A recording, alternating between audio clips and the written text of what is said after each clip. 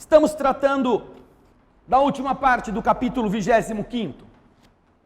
O 25º, buscai e achareis.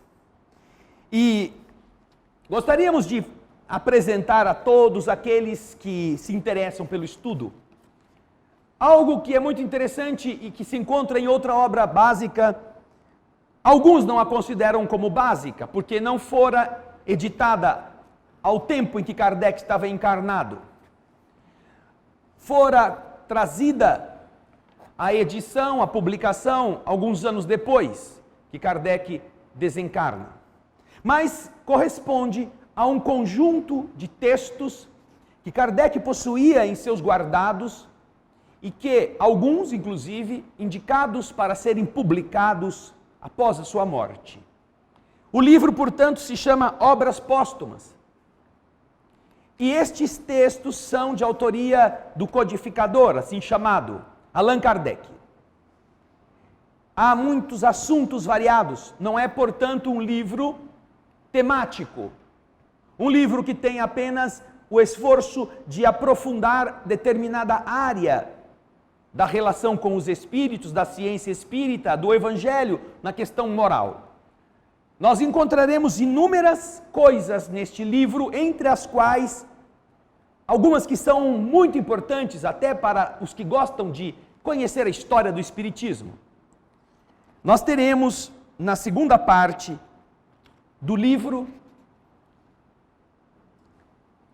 a descrição de como Kardec chegou ao espiritismo e como codificou-o, escrita por ele mesmo, com datas das reuniões, das comunicações, das perguntas que fez, das respostas que obteve. Toda a segunda parte está assim identificada. Extratos in extenso, tirados do livro das previsões concedentes ao Espiritismo, manuscrito composto com um cuidado todo especial por Allan Kardec, e do qual nenhum capítulo foi até este dia publicado. O editor assim reúne aquilo que Kardec deixou escrito e coloca esta riquíssima fonte de informações históricas ao dispor do interessado. Mas, um pouquinho antes, nós temos alguns outros textos na primeira parte que dizem respeito àquilo que nós, nesta noite, desejamos explicar. E nós vamos lê-lo porque eles são muito lúcidos, os conceitos que estão aqui. No final do último artigo do livro Obras Póstumas, na primeira parte, nós temos uma ligeira resposta que Kardec faz aos detratores, aos caluniadores, aos opositores fortuitos do Espiritismo. E a parte final deste texto, que não é longo, diz o seguinte: o Espiritismo é uma doutrina filosófica que tem consequências religiosas, como toda doutrina espiritualista. Por isso mesmo, toca forçosamente, toca obrigatoriamente nas bases fundamentais de todas as religiões: Deus, a alma e a vida futura, que são coisas básicas de todas as crenças, não importa que nome tenham. Mas, diz Kardec, esta não é uma religião como as religiões constituídas às quais estão acostumados os homens, tendo em vista que não tem culto, nem rito, nem templo, e que entre os seus adeptos nenhum tomou ou recebeu o título de sacerdote ou de sumo sacerdote. Os que dizem o contrário são caluniadores, simplesmente. Não existe nenhum culto no Espiritismo. Por isso também não é adequado, com base no que Kardec está explicando, a utilização do termo culto do Evangelho no lar, para que não surja na mente das pessoas que existe culto no Espiritismo. Não, é um procedimento natural, é um momento de oração, é o Evangelho em casa, é a conversa sobre temas elevados que alguns, sobretudo na região de Minas, Goiás e etc., tomou por empréstimo o nome culto. Só que na doutrina espírita não existe culto, pelas palavras do próprio codificador.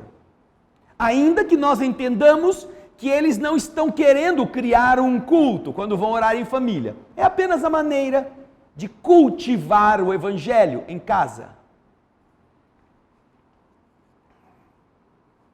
As pessoas que dizem que o Espiritismo tem sacerdote, que tem pessoas ungidas, que tem templos, que tem ritos, são apenas caluniadoras de má fé, ou ignorantes que repetem de boa fé aquilo que ouviram dos que falam de má fé. Quando é que uma pessoa é espírita? Pergunto eu. E Kardec responde: é-se espírita somente porque se simpatiza com os princípios da doutrina e com ela se conduz na sua conduta. Toda pessoa que faz isso pode se dizer espírita. Se simpatiza com a doutrina e procura levar a sua vida dentro dos padrões que a doutrina apresenta. É uma opinião como outra, que cada um deve ter o direito de professar. Como se tem o de ser judeu, católico, protestante, fulreísta, sansimonista, voltariano, cartesiano, deísta e mesmo materialista. Todos podem ser o que quiserem, inclusive espiritistas ou espíritas. O Espiritismo proclama, defende, enaltece, difunde a liberdade de consciência como um direito natural. Todos têm direito de pensar, de acreditar no que quiserem. Reclama, portanto, para os seus adeptos esse mesmo direito, como o defende para todos, em todos os caminhos. Respeita todas as convicções sinceras e pede de todos os sinceros que respeitem as suas próprias convicções. Da liberdade de consciência, já que todos temos esta liberdade como um direito natural, você é livre para ter a consciência que quiser, decorre o direito de livre exame em matéria de fé. Você tem a consciência livre, portanto você é livre para examinar em matéria de fé todas as coisas. Não é que você é livre para fazer um julgamento a respeito da ciência, a respeito da medicina, a respeito da engrenagem da mecânica, a respeito do funcionamento da atmosfera, de como os vulcões entram em erupção, de como é o funcionamento geológico da vida. E quando fala em Deus, você está proibido de pensar. Não. A doutrina espírita, que garante a liberdade de consciência, também diz que todo homem é livre para exercer a análise sobre a fé, com livre exame. O Espiritismo combate o princípio da fé cega, como impondo ao homem a abdicação, a renúncia do seu próprio julgamento. Diz que toda fé imposta não tem fundamento. Por isso inscreveu, colocou incluiu entre as suas máximas, que não são dogmas, mas são frases que iluminam o contexto dessa liberdade de crença e de exame, a seguinte frase: não há fé inabalável senão aquela que pode encarar a razão face a face em todas as épocas da humanidade. Só esta fé é indestrutível. Todas as outras afundam. Você não pode explicar, a não ser por uma crença cega. Você está perdido.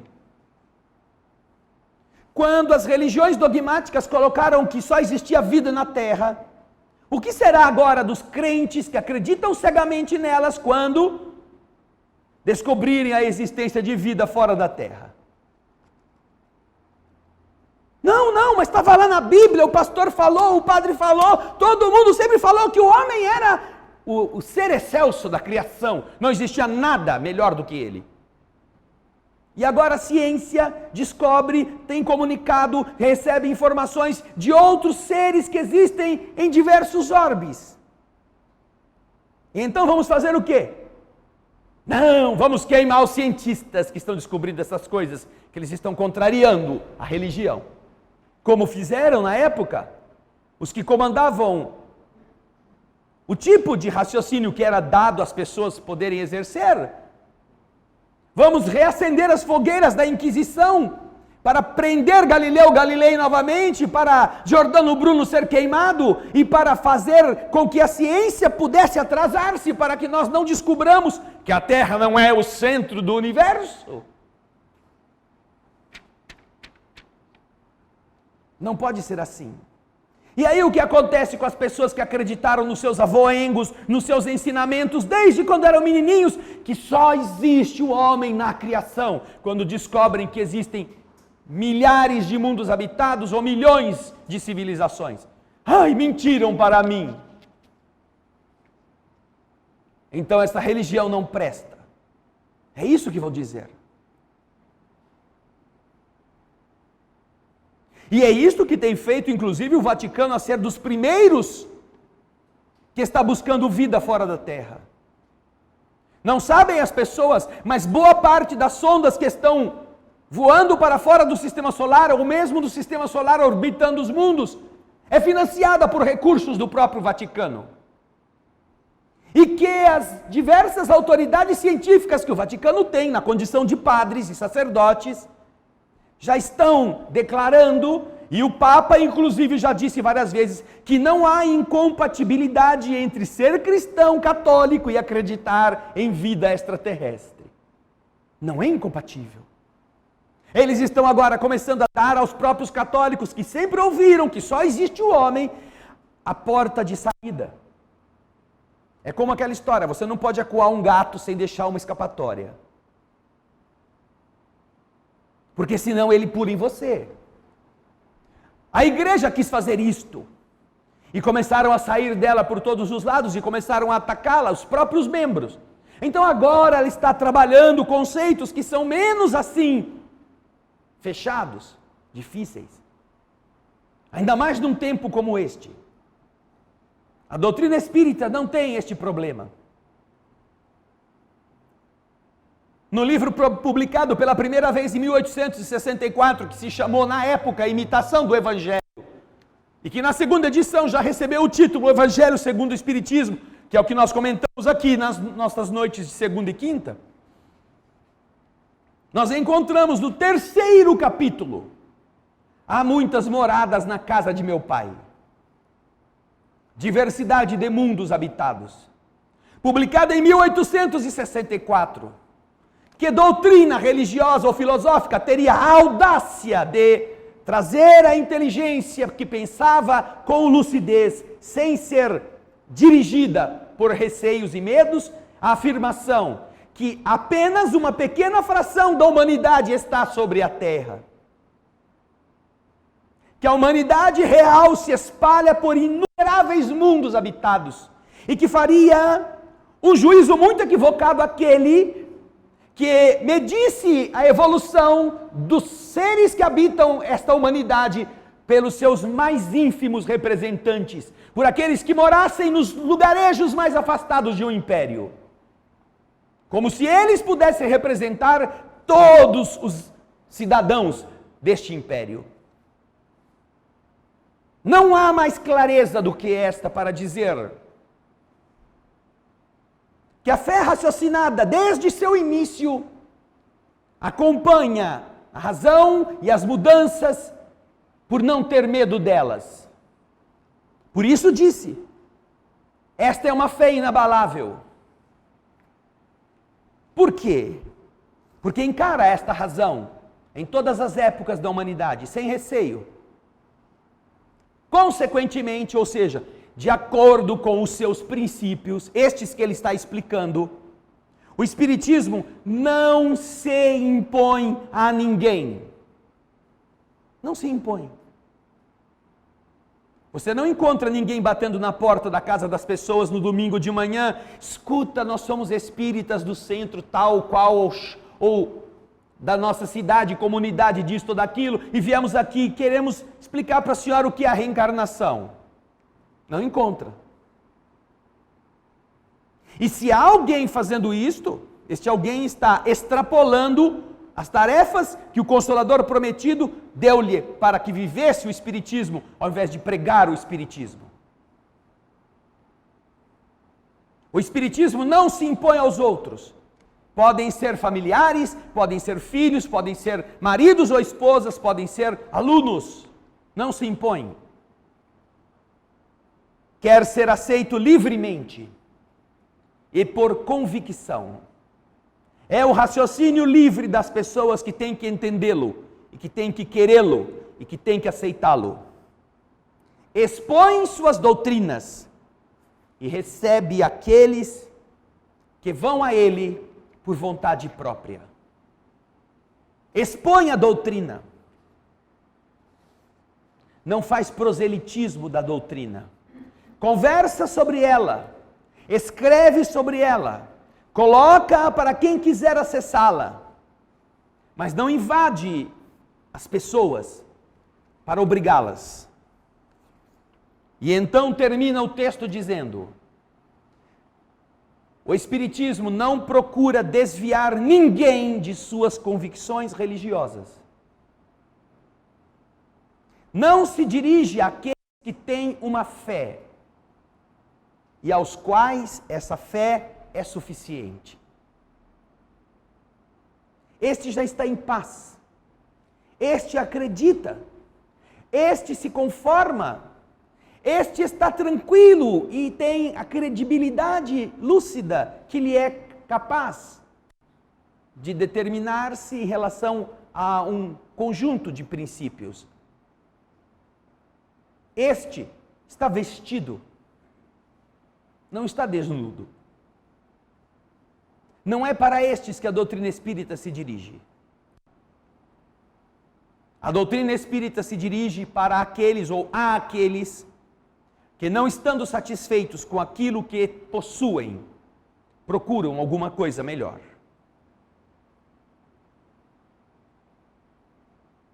Este é um texto muito claro, que Kardec repete, ou antes de desencarnar, escreve em uma outra obra, que se chama O que é o Espiritismo. Esta é editada por Kardec em vida, em que ele diz a mesma coisa, com pequenas variações semânticas.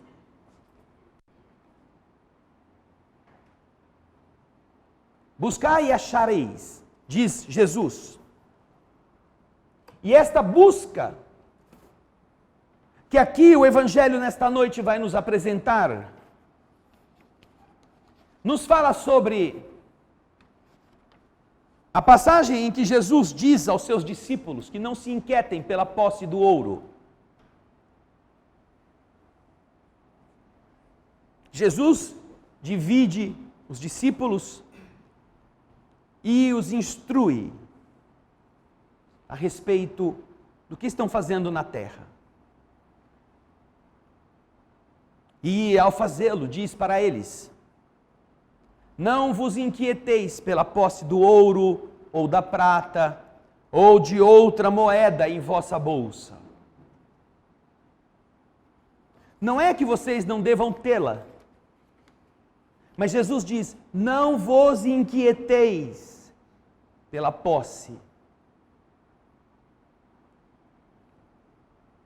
Não prepareis nenhum saco para o caminho, nem 2 roupas, nem sapatos, nem bastão, porque aquele que trabalha merece ser alimentado. Em qualquer cidade ou em qualquer vila que entrardes, informai-vos junto aos moradores de quem é digno de vos alojar, e permanecei com ele até que vos fordes dali. Entrando na casa, saudai-a, dizendo: que a paz esteja nesta casa. Se essa casa for digna dessa paz, vossa paz virá sobre ela. Poder vibratório, que ajuda a mudar as condições do ambiente. Se, entretanto, esta casa não for digna desta paz, a vossa paz retornará a vós. Se as pessoas que estão ali não a desejarem, ou não estiverem à altura de entendê-la, você não vai perdê-la, apenas pelo fato de tê-la desejado aos outros. Ela ficará com você.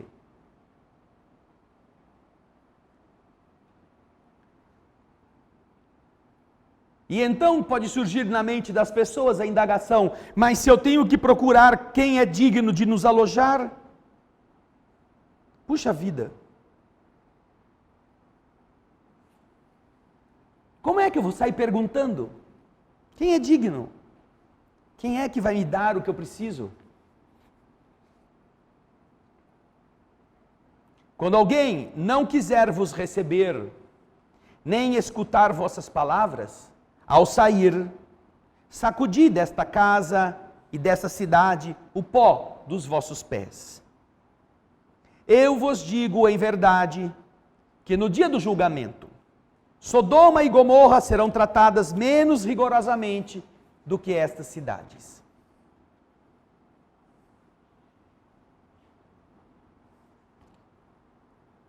Estas exortações de Jesus, somadas a outras em que o Senhor diz que as pessoas devem cuidar das coisas do Espírito, estão muito apropriadas ao conteúdo das advertências que Kardec nos apresenta em Obras Póstumas e em o que é o Espiritismo.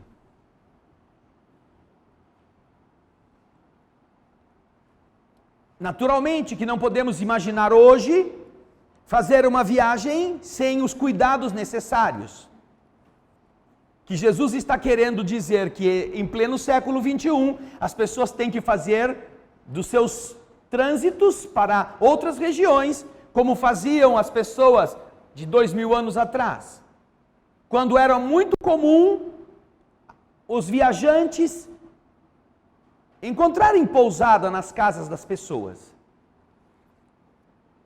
As pessoas que moravam em fazendas estavam acostumadas a receber pessoas para que passassem a noite ali, em algum rancho, onde pudessem dormir, para não seguirem viagem de madrugada e correndo os riscos das violências. Havia então, naqueles períodos, uma maior facilidade de entrosamento entre as pessoas em função de todos serem necessitados e todos conhecerem as necessidades uns dos outros. Mas atualmente há uma discrepância muito grande. Atualmente é um risco até que as pessoas vivam desta forma. E é isso que Kardec nos explica. Estas palavras que Jesus dirigiu aos seus apóstolos, quando os enviava pela primeira vez para anunciar a boa nova, não tinham nada de estranhas naquela época. Estavam de acordo com os costumes. Costumes estes que eram muito patriarcais no Oriente. As pessoas tinham hábitos assim. onde o viajante era sempre recebido sob a tenda, sempre. Mas então, na época, os viajantes eram raros. Entre os povos modernos, o aumento da circulação levou a criar novos costumes. Não se encontram os costumes dos tempos antigos, senão nas regiões muito distantes, onde o grande movimento ainda não penetrou. E se Jesus retornasse hoje, e Kardec se refere ao hoje dele, imagine então ao nosso hoje. Não poderia mais dizer aos seus apóstolos: ponde-vos a caminho sem provisões. Ao lado do sentido próprio dessas palavras, podemos encontrar um sentido moral muito profundo. O que Jesus queria dizer com elas? Jesus ensinava aos seus discípulos a que se confiassem à providência. Depois, indo sem terem bens ou riquezas com eles, não podiam tentar, não podiam ser fontes de tentadoras à cupidez daqueles que os recebessem. Quando Jesus diz aos seus seguidores: ide e pregai o reino de Deus, mas não levem riquezas, não leve 2 bolsas, não leve 2 sandálias, era para que aqueles que fossem recebê-los não tivessem segundas intenções. Não os estivesse acolhendo porque, o que será? Tem 2 sacos nas costas, será que não deve ter ali alguma coisa que compense? Nós encontramos famílias desprezando aposentados que não têm nada para dar-lhes. Velhos que ficaram sem trabalho, que ficaram doentes, que não têm recursos de nenhum tipo. E então os seus sobrinhos, os seus filhos ficam empurrando para qualquer caridade pública. Mas basta que ele tenha uma pensãozinha, aí começam a surgir um monte de candidatos que querem tomar conta do tio. O tio sempre gostou mais de mim. A tia, eu sempre fui na casa dela, eu era o sobrinho preferido. Mas querem quem? Querem a pessoa ou querem a pensão? E o que nós observamos na maioria das vezes é que querem a pensão. E isso não é de agora. Não. Mesmer enfrentou isto. É muito famosa a história da jovem cega que tocava piano, que tinha o nome da imperatriz de então, imperatriz da Áustria, Maria Luísa. Em nome da imperatriz e por causa dela, os pais batizaram a menina com o mesmo nome. E sem enxergar, ela era cega. E quando Maria Luísa, descobrindo isto, esta homenagem, ainda ela cega, tocando piano, ela estabeleceu uma pensão do Estado para essa menina e para a família. Como se fosse uma madrinha. Mas a jovem crescera e cega, tinha esperança de um dia voltar a enxergar. E naquele período, um médico famoso, um médico inovador, um pesquisador das realidades do mundo invisível, do magnetismo, Franz Mesmer, estava desenvolvendo técnicas que até então nunca tinham sido testadas e estavam dando resultados. Então, seus pais levam a filha a algumas sessões com Mesmer, utilizando-se das técnicas do magnetismo de então. E, surpreendentemente, a jovem agora com seus 20 e poucos anos, volta a enxergar.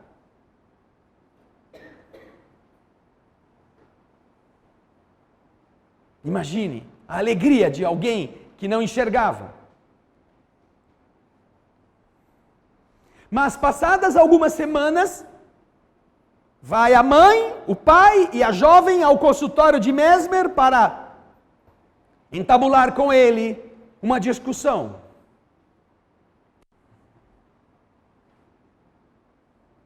Porque agora que a menina estava enxergando, ela iria perder a pensão que a imperatriz da Áustria lhe havia concedido.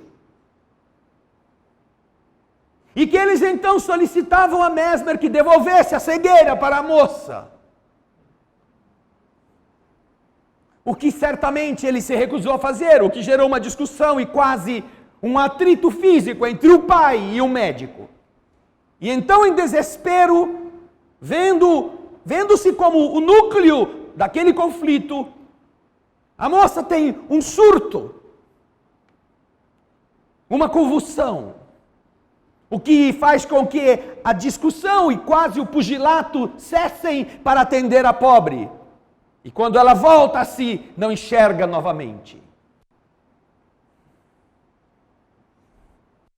Os próprios pais a queriam cega para não perderem a pensão da qual eles também comiam e mantinham o seu status. Imaginar este comportamento em pleno século XIX dá perfeitamente para entender a preocupação de Jesus com os mendigos que iriam falar de um evangelho.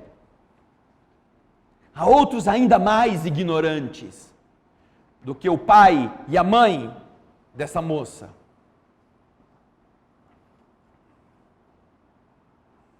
Então Jesus nos ensina: não provoquem a cupidez daqueles, procurem entre todos os que habitam ali aqueles que são dignos de recebê-los. E quem são os que são dignos? São aqueles que, sabendo que vocês não têm nada para lhes dar, ainda assim vos aceitem. Que vocês não têm nem 2 sandálias, nem 2 alforjes, nem 2 sacos, nem 2 vestes. Porque isto é um meio de distinguir os caridosos dos egoístas. Por isso, diz Jesus, informai-vos de quem é digno de vos alojar. Quer dizer, quem é bastante humano para abrigar o viajante que não tem com que pagar. Porque estes são dignos de ouvirem a vossa palavra. Estes são preparados para a bondade do reino de Deus. O reino do desinteresse. Aquilo que o livro dos Espíritos vai dizer. Qual é, dentre todos os vícios, tirando aqueles que somos capazes de identificar, pelo simples olhar, qual é o que denota mais a inferioridade da alma? E os Espíritos respondem: o interesse pessoal. Interesse. Livro dos Espíritos, 925, aproximadamente. 895. Além dos defeitos e dos vícios sobre os quais ninguém se enganaria, qual o sinal mais característico da imperfeição? Resposta: o interesse pessoal. É simples assim. Quanto eu vou ganhar com isto? Quanto isso vai me custar? Ah, será que é conveniente? Isto demonstra, como dizem os Espíritos, a imperfeição que ainda existe naquela criatura. As qualidades morais são frequentemente como a camada dourada que se coloca sobre um objeto de cobre e que não resiste ao atrito do primeiro toque. Um homem pode possuir boas qualidades reais que o fazem para todo mundo um homem de bem. Mas essas qualidades, ainda que sejam um progresso, não suportam sempre certas provas. E basta às vezes tocar a corda do interesse pessoal para pôr o fundo a descoberto. Quem é ele? Quem é esta pessoa? Quem é ela? O apego às coisas materiais é um sinal notório de inferioridade. Porque quanto mais o homem se prende aos bens deste mundo, menos compreende a sua destinação. E aí dizem os Espíritos: o verdadeiro desinteresse é uma coisa tão rara sobre a terra, que é admirado como um fenômeno quando ele se apresenta. Parece uma coisa do outro mundo que alguém esteja fazendo algo sem desejar levar alguma coisa. Jesus está tratando deste desinteresse para os seus amigos. Não levem 2 roupas, não leve 2 chinelos, 2 sandálias. Sejam pobres, como são os que poderão recebê-los, que não estarão vendo nada que eles possam levar alguma vantagem. E assim você vai se informar de quem é digno de vos alojar. Quanto àqueles que não quisessem nem recebê-los, nem escutá-los, por acaso Jesus disse aos seus apóstolos para que os maldissessem, para se imporem a eles, para usar de violência, de constrangimento, para convertê-los? Não. Mas disse, para irem pura e simplesmente para outro lugar e procurar as pessoas de boa vontade. Assim diz hoje o Espiritismo, diz Kardec, àqueles que são os seus adeptos. Não violenteis nenhuma consciência. Liberdade de consciência é da base dos direitos naturais das pessoas. Não violenteis nenhuma consciência. Não forceis ninguém a deixar sua crença para adotar a vossa. Não lanceis desafios, que eles chamam de anátemas, sobre aqueles que não pensam como vós. Acolhei aqueles que vêm a vós espontaneamente e deixai em paz aqueles que vos repelem, que não vos querem. Deixai em paz. Lembrai das palavras do Cristo. Outrora o céu se tomava pela violência. Hoje se toma pela brandura. O entendimento racional das leis do universo e a grandeza da divindade em todas as coisas faz com que a doutrina espírita seja das únicas, se não a única, que não está preocupada em converter as pessoas. Está preocupada em que as pessoas se convertam a si mesmas, se quiserem. Portanto, também é outro equívoco enfiar a doutrina espírita debaixo das cadeiras, dentro das prateleiras e nada fazer com ela. Kardec não disse, omitam-se. Não. Kardec disse, como Jesus disse, não agridam, não violentem, mas exponham. Vão à cidade, falem do reino de Deus a quem quiser escutar. Jesus disse aos seus discípulos, respeitem os que não quiserem vocês.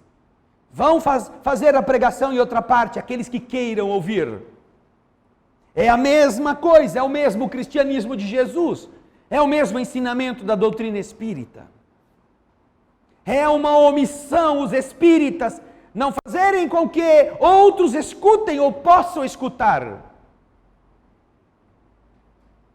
É um contrassenso e é uma vesguice doutrinária que os espíritas fiquem falando para os espíritas. Porque, como disse Kardec, nestas 2 obras que eu citei, o espiritismo não destina-se àqueles que já têm uma religião e para os quais essa religião basta. Se você é espírita e para você o espiritismo já basta, o espiritismo já não é mais para você. É para aqueles que não o conhecem, para aqueles que não o escutam, para aqueles que não sabem onde encontrar. Neste último semestre, nós fizemos uma experiência com a ajuda de algumas pessoas, que foi a de veicular em rádios da nossa região e de outras regiões, um pequeno anúncio de 30 segundos. Anúncio de rádio, falando da existência da TV Alvorada Espírita. E se compararmos o fluxo de acessos que tivemos no primeiro semestre, ao fluxo de acesso de quem entrou na TV Alvorada Espírita, do mês de julho ao final de outubro, apenas 4 meses, nós tivemos um crescimento de 85% de acessos. 85% no número de pessoas que costumavam ir à TV Alvorada, costumavam ouvir as mensagens do Evangelho, do Livro dos Espíritos, das obras de Kardec, das obras de Chico Xavier. E onde estariam estas pessoas se nós não tivéssemos difundido, com a ajuda de muitos de vocês, de muitos da internet, este comercialzinho fuleiro de 30 segundos?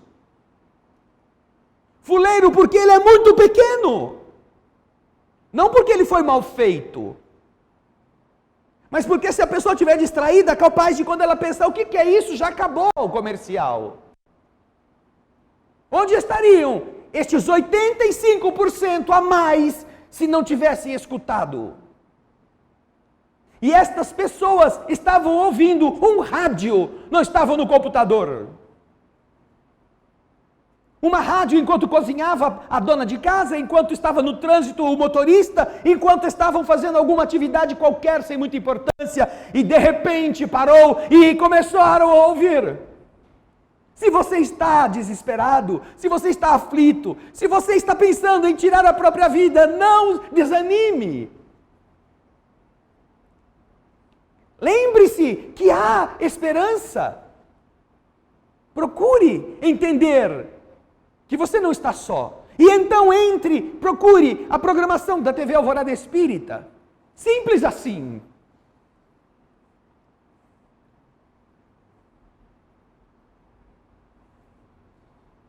E isto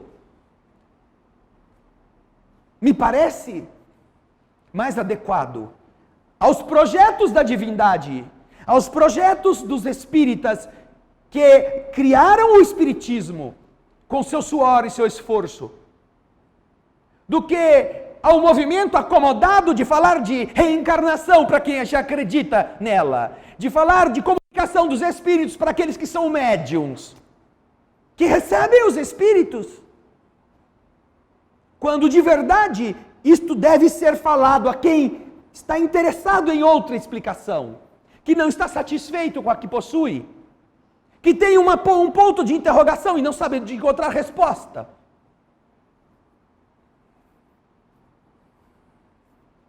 Não estamos preocupados se tenham ou não se tornado espíritas.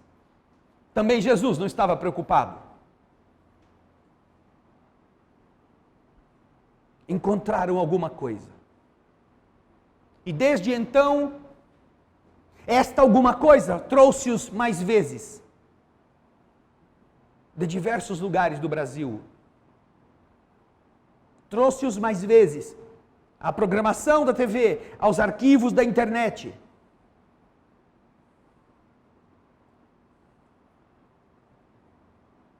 Somente hoje, no período da tarde, nós tivemos 104 pessoas que fisicamente vieram aqui.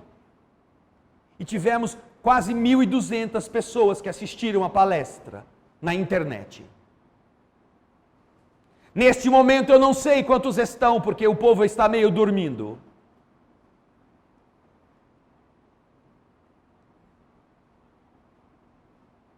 Mas estas criaturas são, agora, mais de 1.000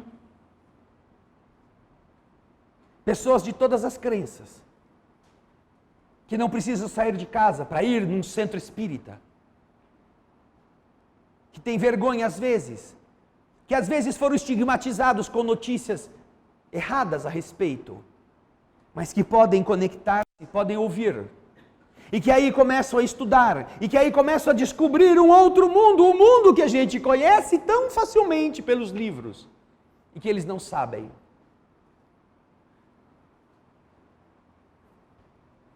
Buscai e achareis, diz o Evangelho. Mas se nós não fizermos nada, como é que eles vão achar? Jogando no bicho, consultando uma cartomante, uma ledora de sorte, ou a bola de cristal, onde tem uma TV na internet que eu possa assistir e encontrar motivo para não me matar hoje. Vê aí, dona feiticeira.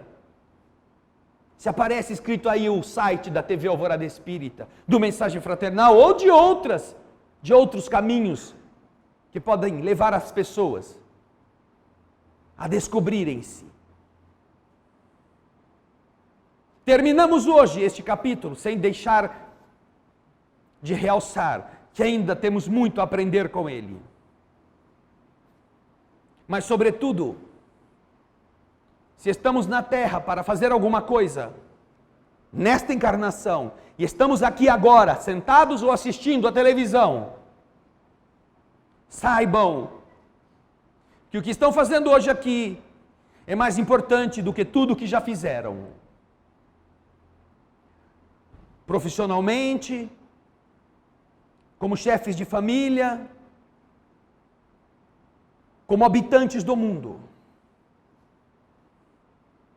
O que vocês estão compartilhando com aqueles que estão ao seu lado, no trabalho, na família, na amizade, pode salvá-los de séculos de sofrimento. Por mais que você seja um excelente dentista, um excelente médico, você, quando muito, consegue salvar a pessoa da cárie, ou de alguma má formação física, por alguns anos, enquanto durar o corpo.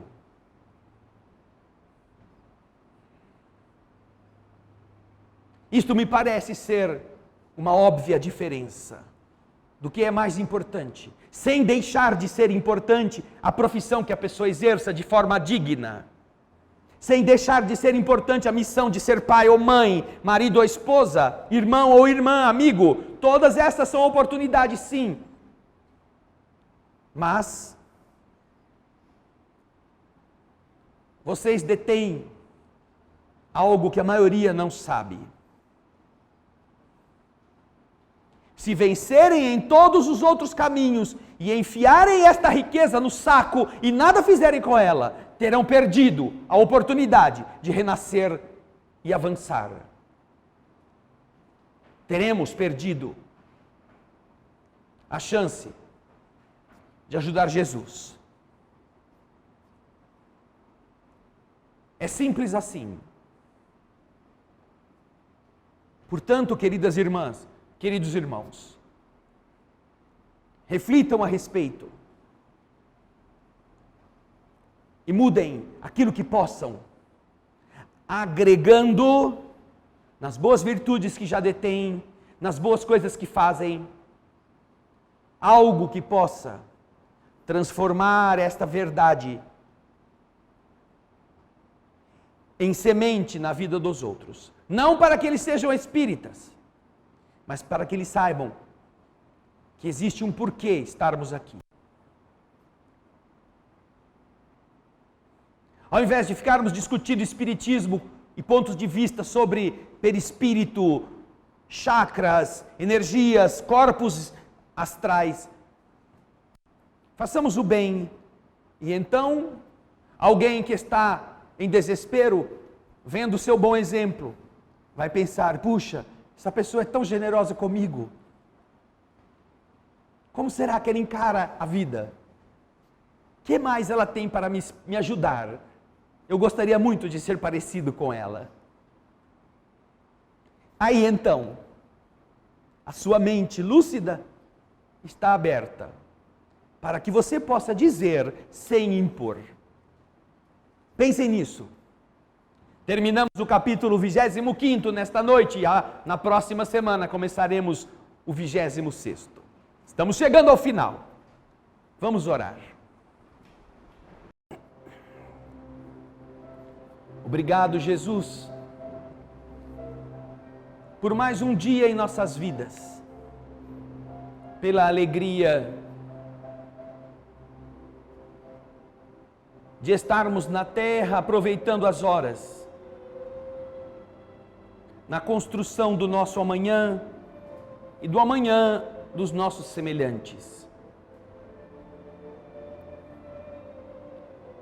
Que possamos compreender o mecanismo das leis espirituais, para vivermos como quem sabe dar rumo à própria embarcação, utilizando-se dos ventos, das correntes, fazendo com que ela caminhe mais rápido, que evite armadilhas, que não se aproxime de perigos e que possa, como meio que serve a um fim, cumprir as tarefas que a fazem útil nas mãos do Criador. Que cada um possa se lembrar de que está na terra com a finalidade de produzir, não de consumir, de atuar para que as coisas sejam melhoradas, não de usufruir ao máximo, ao esgotamento das coisas que se ofereçam. O entender a própria missão significa atuar, por meio da qual atuação cada um conseguirá atingir o objetivo projetado e receberá todo o amparo para que isso aconteça. Que nós não nos permitamos deixar a estrada segura, o leito confiável, em troca de aventuras, de brincadeiras. E mesmo quando nos sintamos com as necessidades do descanso, que entendamos que descansar significa garantir ao organismo o repouso para refazer-se, não o excesso para torná-lo ainda mais desgastado. Não atirar-se às loucuras que comprometem mais profundamente o estado geral. Não usar de desculpas para arruinar a precária saúde, ao invés de preservá-la. Que tenhamos a convicção de que fomos criados pela inteligência soberana do universo e que, portanto, a nossa similitude ao Criador está na capacidade de entender, de raciocinar e de mudar por vontade própria o nosso caminho. Que nós possamos entender isso na canção que mais uma vez nós cantaremos.